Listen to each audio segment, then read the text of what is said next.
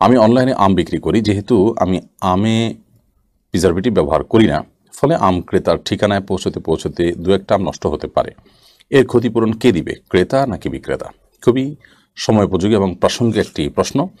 ইতিমধ্যে সাতক্ষীরা অঞ্চলের যে আমগুলো সেগুলো পাড়া শুরু হয়েছে সরকারিভাবে এবং সেগুলো বিক্রি করা শুরু হয়েছে, কিন্তু কিছুদিনের মধ্যে হয়তো রাজশাহীর আমগুলো কেনাবেচা শুরু হবে।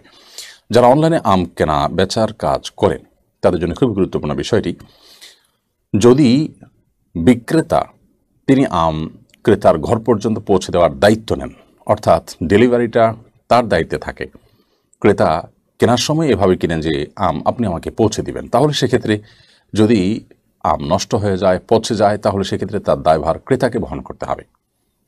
অর্থাৎ যেহেতু আমি ক্রেতা হিসাবে বিক্রেতাকে বহন করতে হবে। আমি ক্রেতা হিসাবে যেহেতু আমি বিক্রেতাকে বলেছি যে আপনি আমাকে আমটা বাসায় পৌঁছে দিবেন, তার বিনিময়ে আপনাকে পার কেজি আমি এত টাকা করে দেবো। 10 কেজি আম 20 কেজি আমি অর্ডার করেছি, আপনি আমার বাসায় পৌঁছে দিবেন এই শর্তে।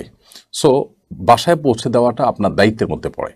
এখন পৌঁছাতে আপনার কাজ হলো বাসা পর্যন্ত আমাকে ফ্রেশ 10 কেজি আম পৌঁছে দিবেন বা 20 কেজি আম যেটা কিনেছি সেটা পৌঁছে দিবেন। এখন আপনি পৌঁছতে গিয়ে যদি দেখা গেল যে 2-4টা পচা বা কিছু আম পচা বা অনেক আম পচে গেছে, তাহলে এর দায়টা বিক্রেতাকে বহন করতে হবে, যদি বিক্রেতার দায়িত্ব থাকে ডেলিভারি অর্থাৎ ঘর পর্যন্ত পৌঁছে দেওয়া। আর যদি ক্রেতা তার দায়িত্বে ডেলিভারি নেন, অর্থাৎ ডেলিভারির খরচটা তিনি দিয়ে দিচ্ছেন এবং আমের মূল্যের সাথে সেটা অ্যাড করতেছেন, তাহলে সেটি কিন্তু আর বিক্রেতার উপর বর্তাবে না। তাহলে তখন ব্যাপারটা এমন হবে যে বিক্রেতাকে আমি দায়িত্ব দিলাম যে আম আমি কিনে ফেলেছি, এখন আপনি আমার তরফ থেকে আমটা একটু কুরিয়ারে পোস্ট করে দিবেন, আমি আপনাকে টাকা দিয়ে দিচ্ছি।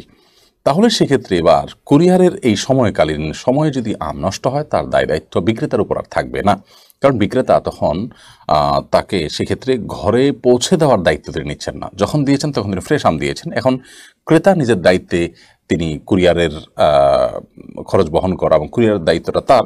সো কুরিয়ারের এই সময়টাতে, অর্থাৎ তাদের এই পরিবহনের সময়টাতে যদি নষ্ট হয়, তাহলে এটা ক্রেতার উপরে বর্তাবে। আর যদি একটা দুইটা আম সাধারণত পচে, ধরুন 10 কেজি 20 কেজির মধ্যে একটা আম দুইটা আম নষ্ট হলো, তো সাধারণত যদি ক্রেতার এখানে তেমন কোনো আপত্তি না থাকে, সচরাচর থাকে না, অল্প স্বল্প নষ্ট হলে এটাকে মানুষ মেনে নেয়।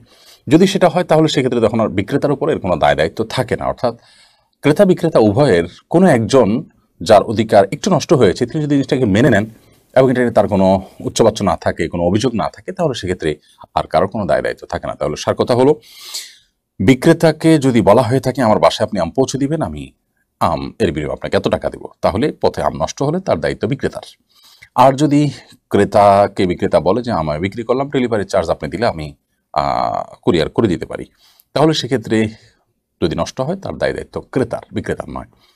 আর যদি প্রথম উক্ত পদ্ধতিতে, অর্থাৎ বিক্রেতার দায়িত্ব ছিল ঘর পর্যন্ত পৌঁছে দেওয়া, কিন্তু তারপরও দুই একটা নষ্ট হয়ে গেছে, তিনি পৌঁছে দিয়েছেন, এরকম যদি হয়, অল্প স্বল্প নষ্ট হয়েছে বা যাই নষ্ট হয়েছে, ক্রেতা যদি সেটা মেনে নেন এবং এটাকে সন্তুষ্ট চিত্তে তিনি গ্রহণ করে নেন, মনে করুন যে এক দুটা নষ্ট হতেই পারে, তাহলে সেক্ষেত্রে আর বিক্রেতার উপর কোনো দায় দায়িত্ব থাকে না। অর্থাৎ বিষয়টা হলো যে তাদের মধ্যে যখন মিউচুয়াল আন্ডারস্ট্যান্ডিং হবে এবং কোনো প্রকার অভিযোগের ব্যাপার থাকবে না, তখন অন্যজনের উপর আর কোনো দায় দায়িত্ব থাকে না।